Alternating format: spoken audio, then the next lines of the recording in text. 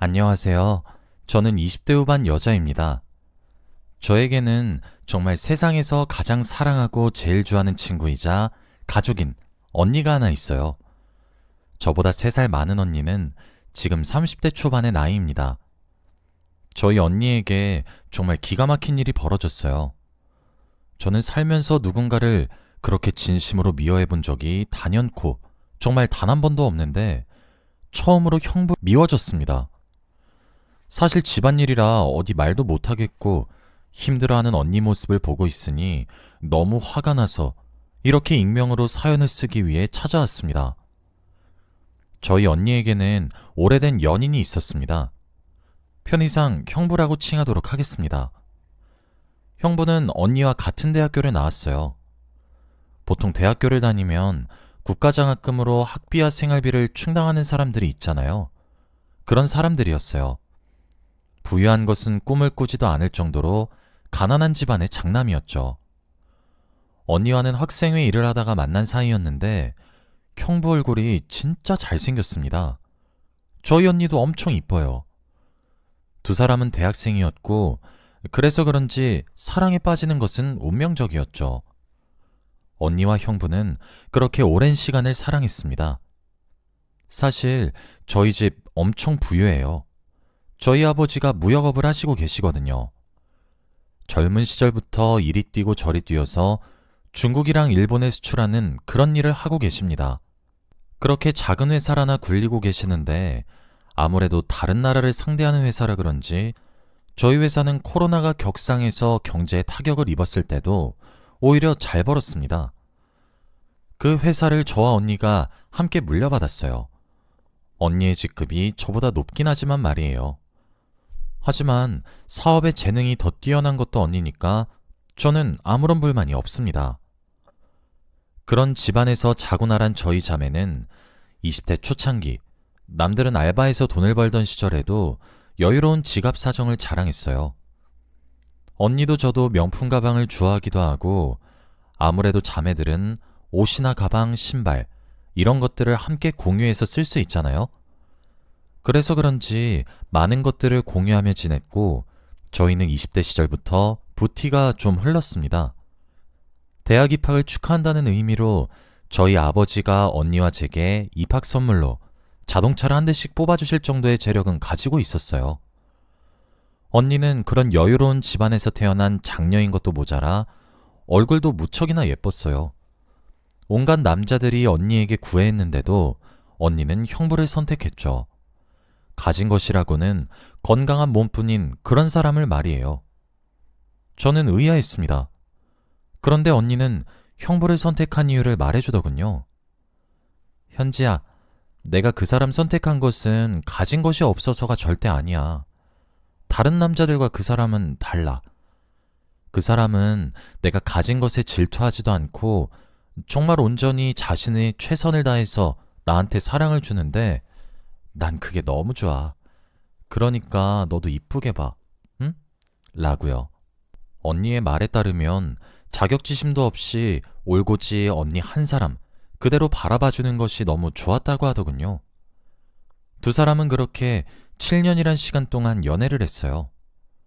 솔직히 언니가 그 사람을 거의 업어 키우다시피 했습니다.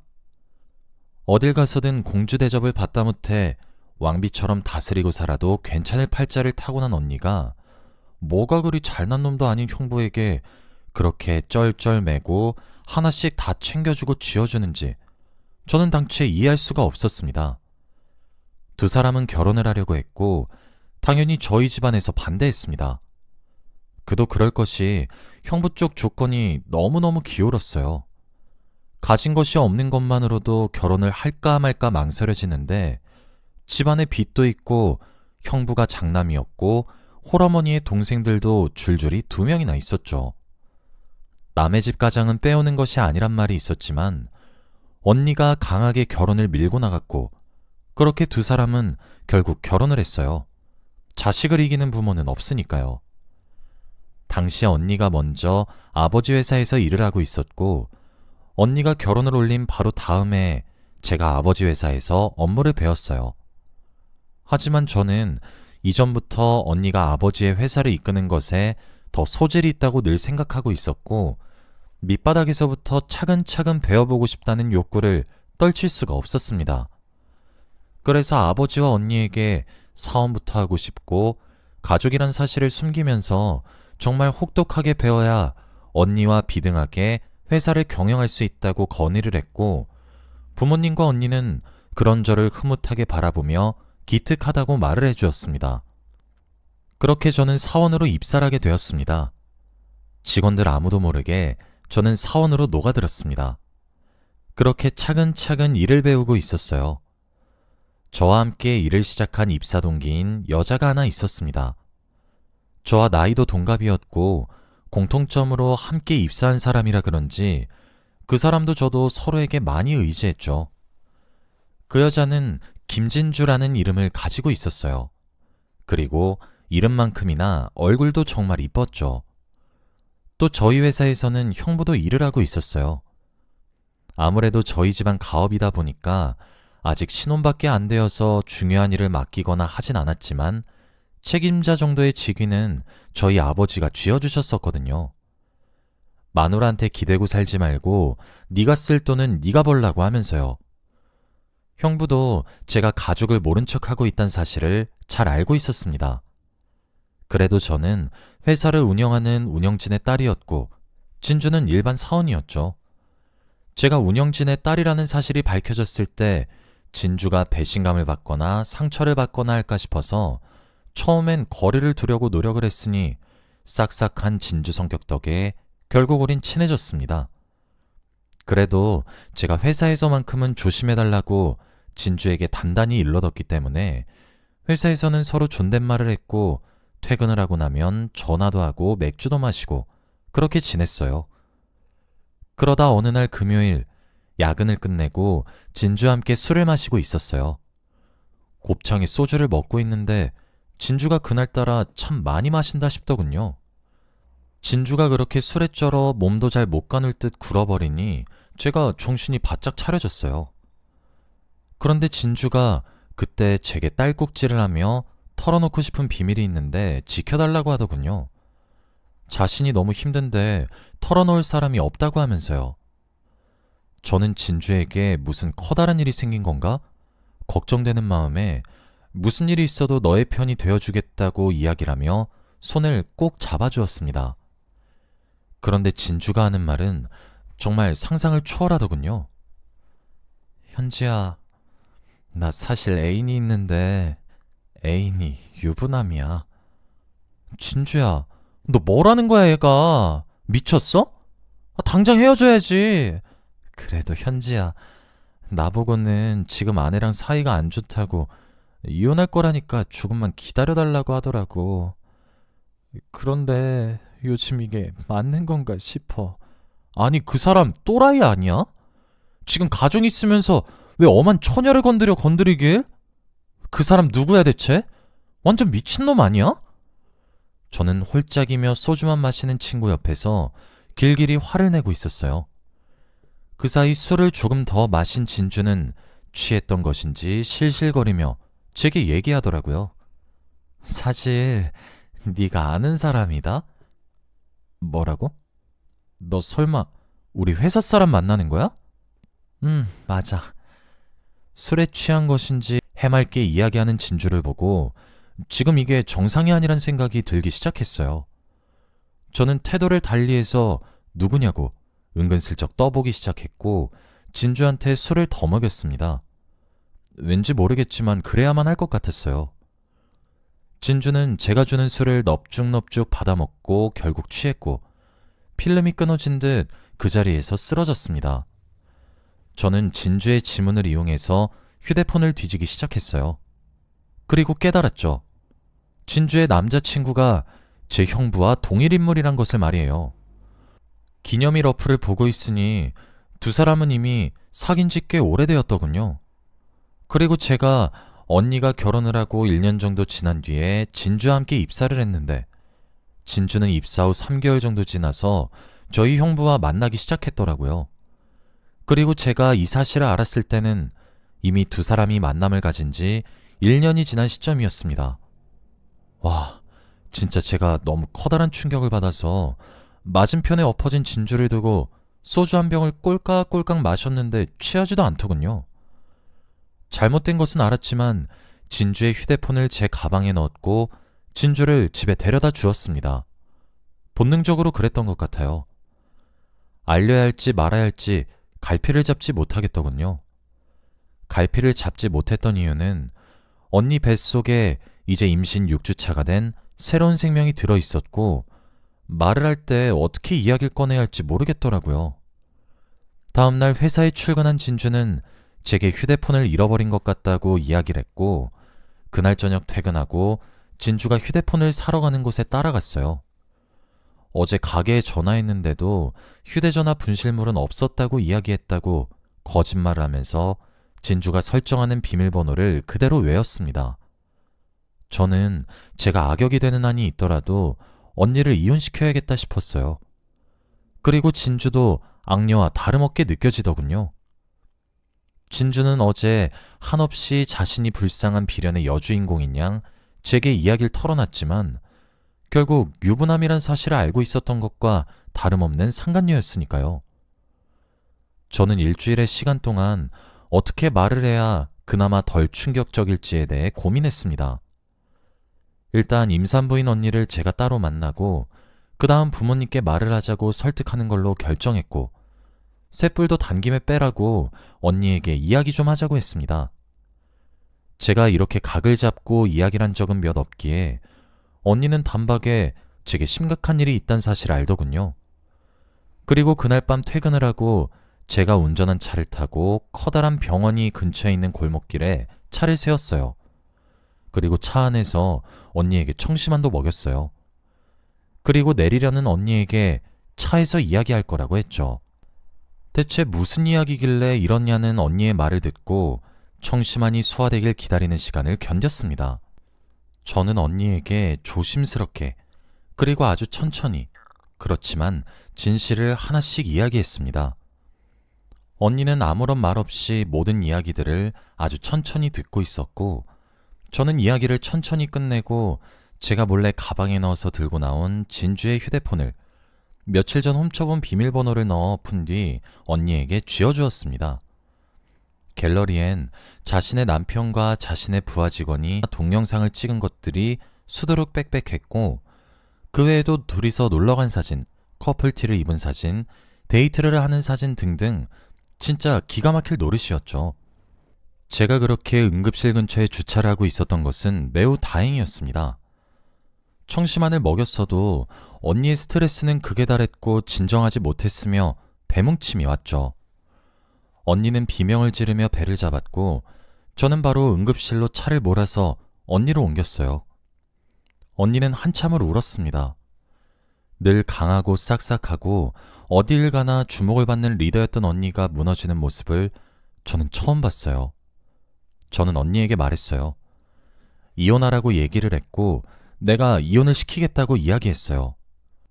부모님께도 이야기를 할 것이고 거머리 같은 사돈댁이나 양심 없는 형부나 내가 지옥까지 쫓아가서 벌 주겠다고 언니에게 약속을 했고 다짐을 했죠.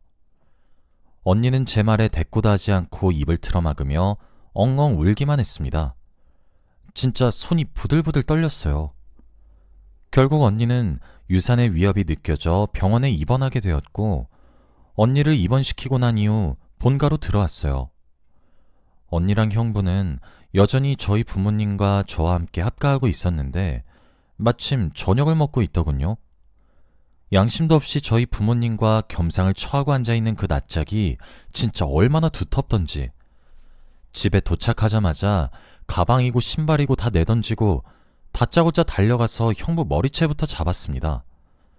저도 정말 가녀린 체구를 가지고 있는데 어디서 그런 힘이 나온 것인지 진짜 머리채를 잡고 흔들었어요. 형부는 정말 속수무책으로 말 그대로 제게 왜 이러는 거냐고 화를 내고 윽박질렀고 저희 부모님 두 분과 집에서 일하시는 도우미 아주머니까지 총 3명이 달라붙어 저를 떼어냈어요. 형부, 아니 형부도 아니지. 야 이 개자식아, 네가 인간이야? 우리 언니가 너한테 이제까지 얼마를 쏟아부었고 얼마나 헌신했으며 너 이거 거머리 같은 짓고서 걷어줬더니 웃어? 웃음냐고! 네가 사람이야? 네가 우리 언니를 두고 어떻게 바람을 펴? 짐승의 울음소리처럼 울부짖는 제 말에 제게 달라붙어 말리려던 부모님의 손길이 떨어져 나갔고 도우미 아주머니는 입을 막았으며 그 자식 얼굴은 새하얗게 그리고 새파랗게 질렸어요. 아니, 처제, 그게 아니라 무슨 오해가 있는 것 같은데 내 말을 좀... 오해? 오해? 너 김진주랑 만난 지 1년 됐다며. 오해? 아내랑 이혼하고 진주랑 결혼하겠다고 청혼도 했다며. 근데 오해? 오해? 부모님은 제게 그게 사실이냐고 물었고 저는 당당하게 제가 훔친 진주의 휴대폰을 보여줬습니다. 부모님은 휴대폰 속을 보고 기겁하셨죠. 형부란 놈은 허겁지겁 다가와서 뺏으려고 하는 걸 제가 기를 쓰고 막았고 그 사이 도우미 아주머니가 경찰에 신고를 했더라고요. 제가 아기였던 시절부터 저를 엄마처럼 키우다시피 하셨던 도우미 아주머니라 그러신지 아주 저희 가족이랑 손발이 척척 맞더라고요. 형부는 집에서 쫓겨났고 부모님과 저는 언니가 입원한 병원으로 달려갔습니다. 언니는 제가 그 난리를 치던 와중에 마음을 굳힌 건지 눈빛이 바뀌어 있었죠. 언니는 그때부터 형부에게 주었던 모든 것을 빼앗아가기 시작했습니다. 언니는 다음날 병원에 만료를 뿌리치고 시댁에 쳐들어갔어요. 사실 그 집도 언니 명의였어요. 하도 언니 시어머니 되시는 분께서 우는 소리를 하셔서 아파트를 언니 이름으로 얻고 그곳에 형부의 여동생 2사람이랑 살게 했죠. 언니는 시댁에 들어가 돈으로 기준선을 나눴고 10만 원 아래의 물건들은 시댁의 것이고 그 이상은 본인의 것으로 나눈 뒤 시댁의 것들은 100리터 쓰레기 봉투에 담아 문 앞에 내놓고 비밀번호를 바꿨습니다.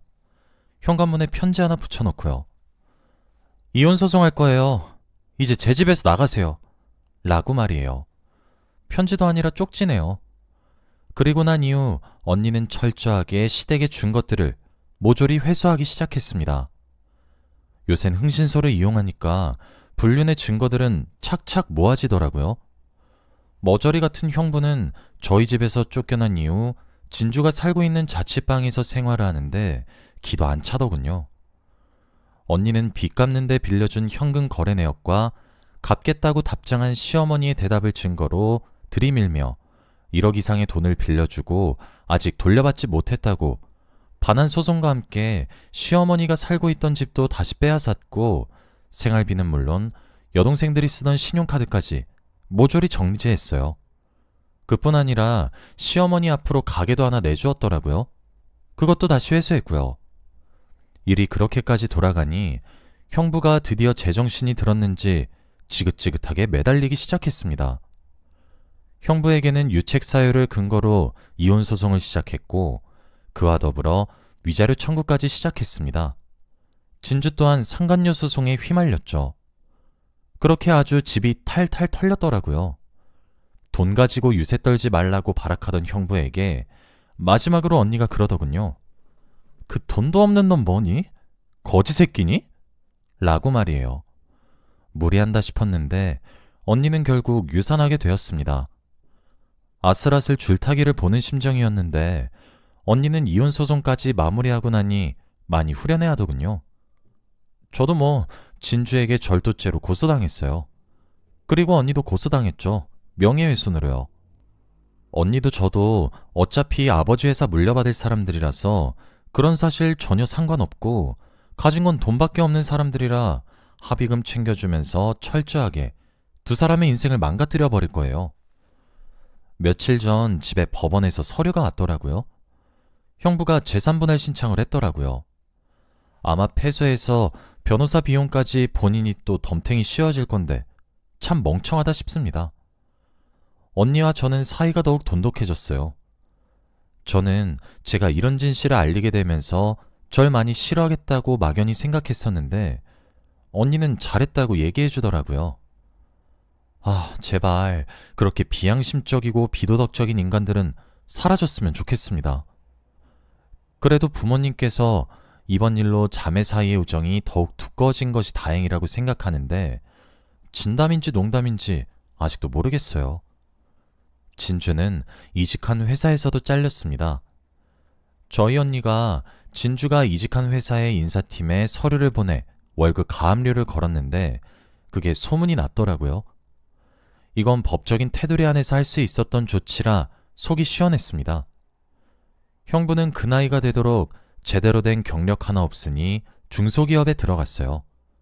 그리고 그것조차 잘렸죠. 똑같이 가압류가 걸렸으니까요. 진주는 제게, 형부는 언니에게 독해 빠진 거 아니냐고 저주를 퍼붓는데 글쎄요. 저는 악녀처럼 보일지라도 속이 다 후련합니다. 제 하나뿐인 언니를 괴롭히는 사람을 왜 용서를 하나요? 두 사람이 정말 깊이 반성하고 죄를 뉘우칠 때까지 돈질할 좀 해보려고요. 여기까지가 제 이야기였습니다. 긴 이야기 들어주셔서 감사합니다.